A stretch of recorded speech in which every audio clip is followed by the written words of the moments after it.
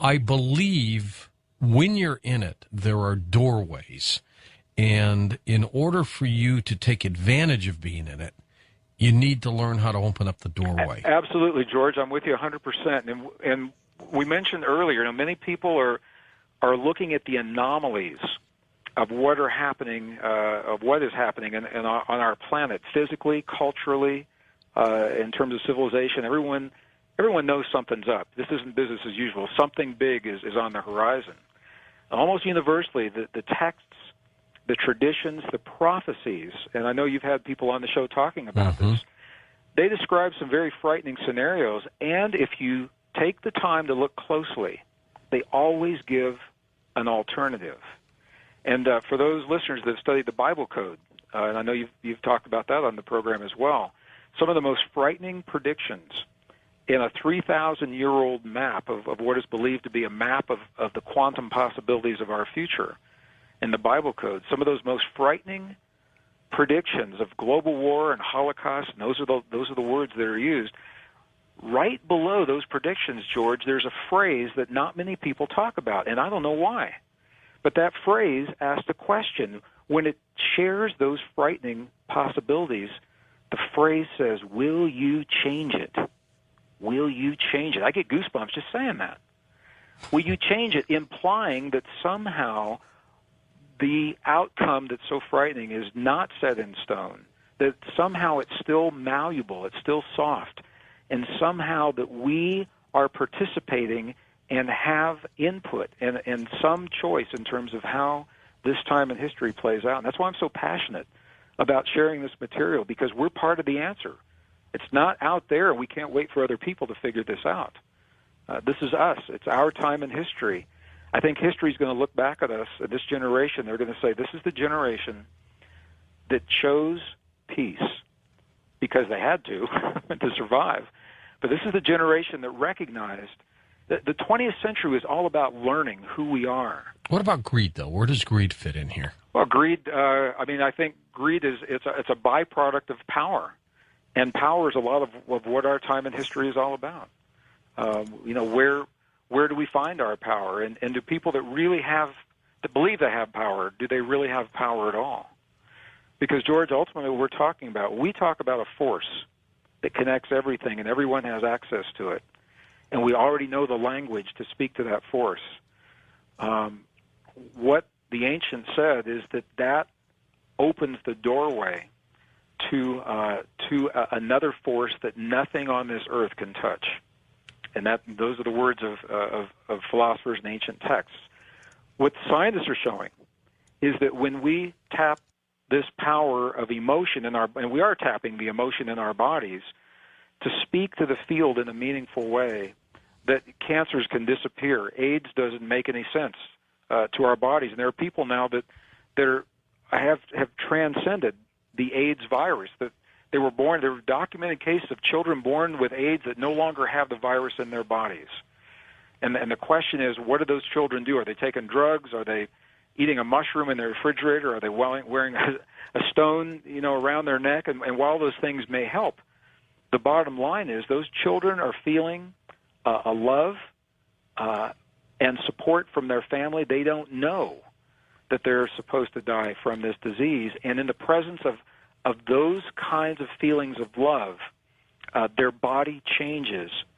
And we all have, we've all got stem cells waiting for a command from our hearts to tell those stem cells where to go in our bodies to replace whatever it is that's been damaged. But we're conditioned to believe that isn't possible. And all of these things are documented in the open literature. It's truly a miraculous way of looking at life. But what the bottom line is, it empowers us to be more than victims in our lives. And at this time in history, I think that's important. I think it's important for all of us. I use this every day in my life, Greg, all the time, except I am human. And there are sometimes I feel as if I've closed the door or I'm not in it anymore. Now, like you say, we're always in it. Sometimes I'm not sure.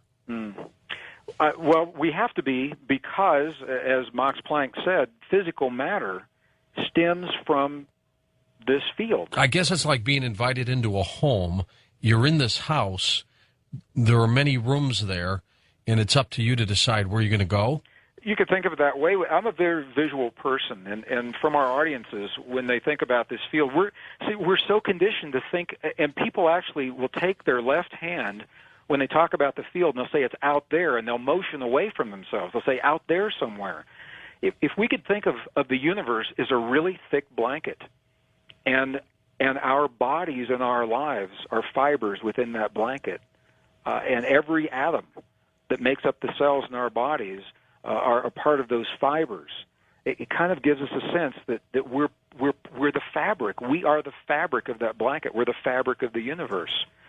John Wheeler actually stated, Albert Einstein's colleague, who's still with us today, when I was in school back in the 60s and 70s, I was taught that essentially we are relatively latecomers in the universe, have very little effect. The universe has been here a long time. We've come along recently. We don't have much effect now, and when we're gone, the universe won't ever know we're here, essentially, is what I was taught. And that's a school of thinking. Einstein was of that school. There's another school of thought, and John Wheeler exemplifies this, Einstein's colleague. He says, the universe may have started without us, and it may have been here for a long time, but it's not finished yet. And what he says is that consciousness and us within consciousness, we are creating the building blocks for the universe, and it's an ever-evolving universe. So essentially what he's saying, if we ever wondered why we can't seem to find the edge of our universe with the Hubble telescope or with our observations, or why we can't seem to find that smallest particle of matter, George, every time we break one open, there's something else there. Stay with us, Greg. We're going to get to the top of the hour and be back with phone calls. Stay on. Welcome back, Greg. As we ran up to the break, I wanted to make sure that you had said everything you had wanted to say before we start going to calls. Sure, George. I appreciate that. We were just talking about the two schools of thought that permeated the 20th century regarding our role in the universe and what it means in terms of this divine matrix.